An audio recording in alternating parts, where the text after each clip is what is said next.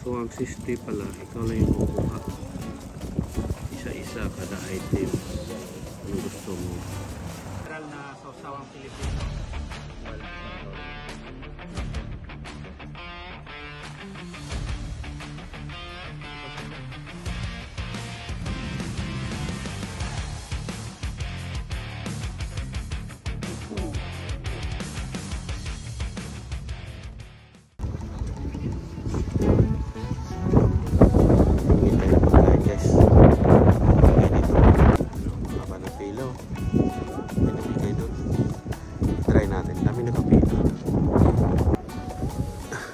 Dito ngayon, magsusnow pa po bukas. So, ganito po dito guys, every week. Kada linggo dito may namimigay ng grocery. So, pila dito. Eh kung sa atin, ayuda pera. Dito, pagkain. Yun, malapit na tayo sa pila guys. Meron pa kayong tira. Ang dami dito. So, ang 60 pala, ikaw lang yung kukuha. Isa kada item. Kung gusto mo. At nag-snow pa. Snow. So nakawin ako sa bahay guys, no? Tingnan natin yung natanggap ko na, no? Free food sa mga unemployed na mga tao dito sa Finland. Meron pong ganyan.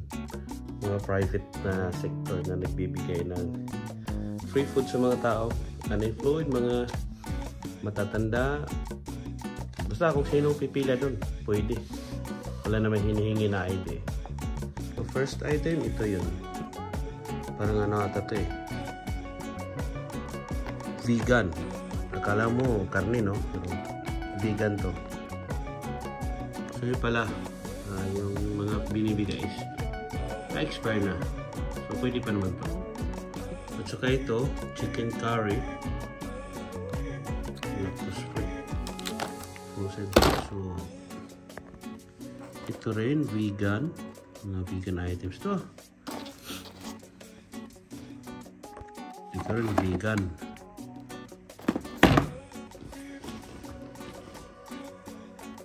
May cheese.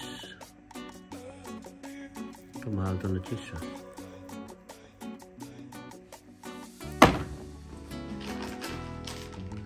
Ito sandwich, so pwede itong kainin. Ano yun, pang vegan, mga vegan din namin. Anyway, ito yung nakuha kong free food sa mga unemployed na tao dito sa Finland. So just to let you know guys, 5 months na akong unemployed dito.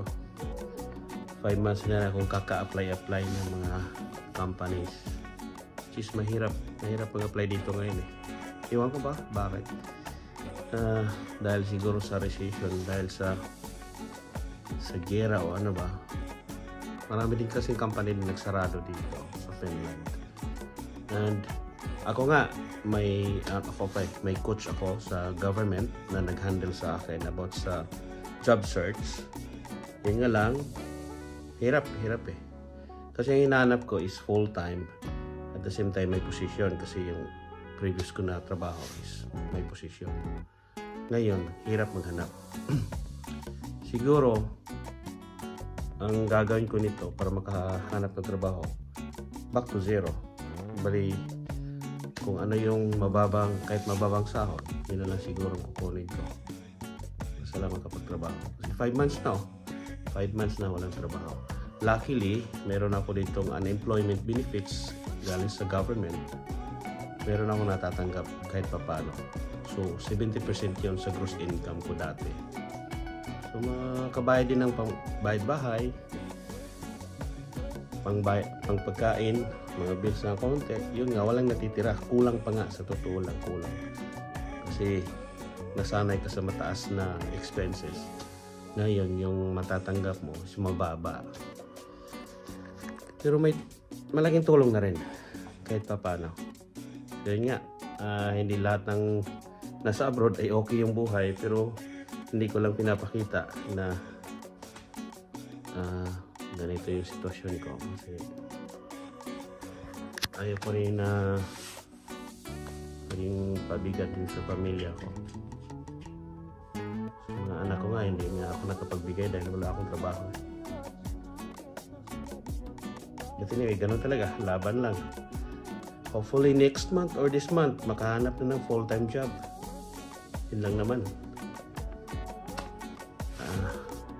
So yun na yung sinishare ko ngayong araw na to guys. Sana po kung ano mang mayroong trabaho kayo, ingatan nyo, i-treasure nyo kasi mahirap ngayon maghanap ng trabaho. Lalo na ya, umusbong na yung ano ngayon, yung tinatawag na AI generation. Kasi maraming trabaho din na AI nang gumagawa. So tatanggal sila ng mga tao.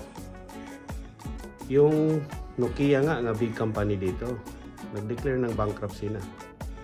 At saka 3 company yun eh.